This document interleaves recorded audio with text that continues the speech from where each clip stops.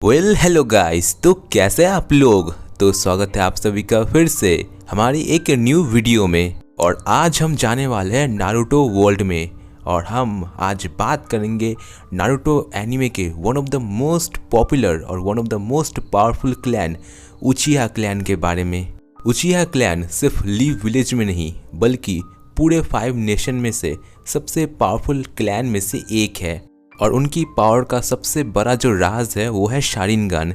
और इसीलिए आज की वीडियो में हम लोग शारिनगन और उचिहा क्लैन के बारे में बात करने वाले हैं। सो वीडियो बहुत ज़्यादा इंटरेस्टिंग होने वाली है, इसे शुरू से लेकर एंड तक ज़रूर देखना। वीडियो पसंद आए तो लाइक कर दो और चैनल पर पहली बार आए हो तो सब्सक्राइब कर लो। सो विदाउट वेस्टिंग टाइम चलिए अपनी वीडियो को शुरू करते हैं। Let's begin. उचिहा क्लैन एक ज़माने में हिडन लीफ विलेज का सबसे पावरफुल और प्रेस्टिजियस क्लैन था। उनका नाम सुनते ही दुश्मन पहले ही हार मान लेते थे। उचिहा शिनोबी में सबसे ज़्यादा टैलेंट और केके गेनकाई यानी उनकी स्पेशल ब्लड लाइन एबिलिटी के लिए उन्हें जाना जाता था। उनका केके गेनकाई था शारिनगन, एक ऐसी आग जो कि दुश्मनों के वार करने से पहले ही उसे कैसे काउंटर करना है उसकी पावर देता था। लेकिन आखिर इन सब की शुरुआत कैसे हुई?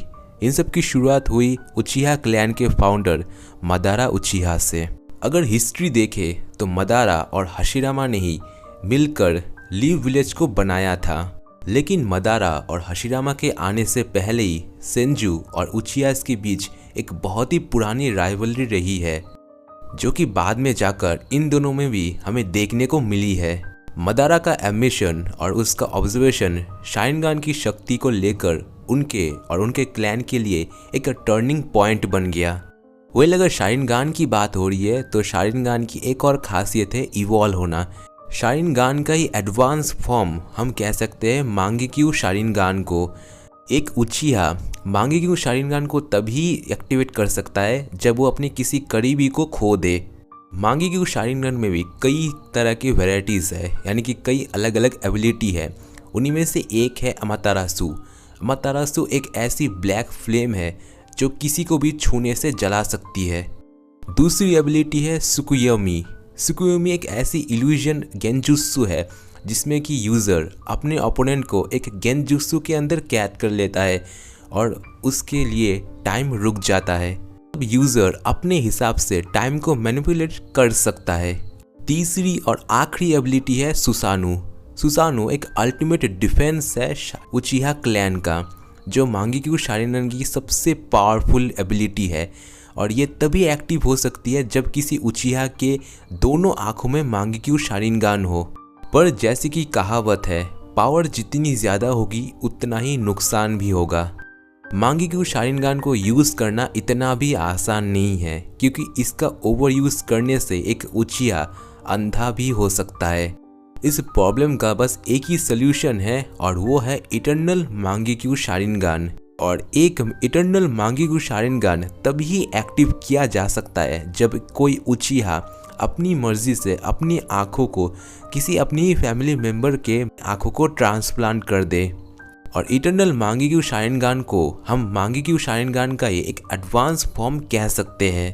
अपने मांगेक्यू शारिनगन और इटर्नल मांगेक्यू शारिनगन के विजुअल पावर के साथ कोई भी उचिहा अपने पावर की पीक पर पहुंच सकता है। लेकिन उचिहा क्लैन की ताकत ही उनकी बर्बादी का सबसे बड़ा कारण बना। लीफ विलेज के लीडर्स जैसे कि टोबिरामा सेंजू हमेशा से ही उचिहा क्लैन को एक खतरा मानते थे। टोबिरामा सेंजू ये मानते थे कि उचिहा कभी भी अपने गुस्से को कंट्रोल नहीं कर सकते और कभी भी अपने आपे से बाहर आकर एक वक्त पर विलेज के लिए खतरा बन सकते थे।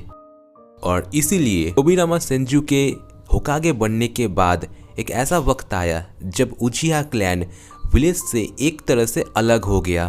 उचिहा क्लैन ने अपनी इज्जत वापस पाने के लिए अंदर ही अंदर एक वॉर का प्लान किया कि अपने ही गांव पर वो हमला करेंगे।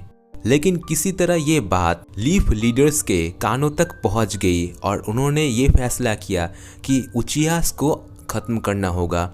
और इस काम के लिए उन्होंने इताची उचिहा को चुना और ना चाहते हुए भी इताची को अपने ही हाथों से सिर्फ एक ही रात में अपने पूरे क्लैन को तबाह करना पड़ा।